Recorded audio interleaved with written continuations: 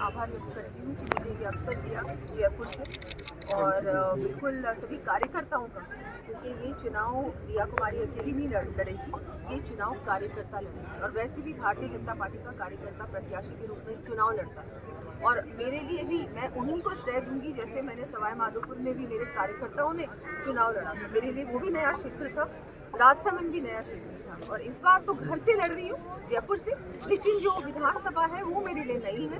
तो बिल्कुल चुनौती कहूँगी या नहीं कहूँगी, लेकिन बिल्कुल बहुत ही मेरे लिए खुशी की बात है, मेरा सौभाग्य है कि घर से चुनाव लड़ने का इस बार अवसर मिला। मैम, आप एक सांसद भी रह चुकी हैं, विधायक भी। आमतौर पर कहा जाता है कि सांसद का चुनाव आसान होता है बजाय विधानसभा चुनाव के। आपका अनुभव क्या कहता है?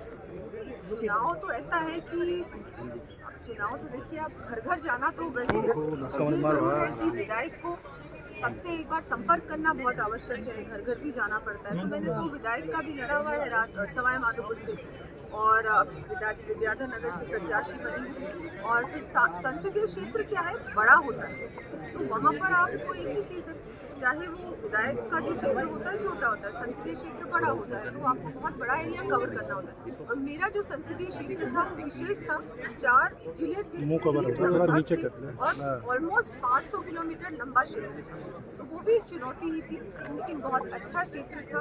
मैं तो बिल्कुल, मेरे लिए तो एक घर के समान हो गया है वहाँ पर, कार्यकर्ता है मेरे लिए, तो वो भी एक परिवार ही है। परिवार में जो विरोध है, मैडम लेटर कंप्लीट जी बिल्कुल। उससे पहले सवाई माधोपुर से मिला, वो भी बड़ा क्षेत्र था, वैसे विधानसभा थी लेकिन क्षेत्र बड़ा था। पंचायतें भी बहुत थी, 50 उस समय थी, और अब तो और भी हो गई है, और ऑलमोस्ट 45 वार्ड्स थे, वो बहुत बड़ा क्षेत्र था। तो बिल्कुल दोनों जो भी पार्टी देती है काम हमको तो करना ही है। अभी मैं अजमेर संभाग की प्रभारी भी हूँ, और काम तो करना ही है। बहुत अच्छा लगता है लोगों के बीच रहना, जनता के बीच रहना, इतना मान सम्मान मिलता है, आशीर्वाद मिलता है बुजुर्गों का, इतना स्नेह मिलता है लोगों से, बहुत अच्छा लगता है कि अगर उनका मैं कोई भी काम कर सकूँ, मुझे लगता है वो सबसे इम्पोर्टेंट है। जो आपको सेल्फ सेटिस्फैक्शन मिलता है ना किसी और को खुशी देने के बाद, उसका कोई कंपैरिजन नहीं।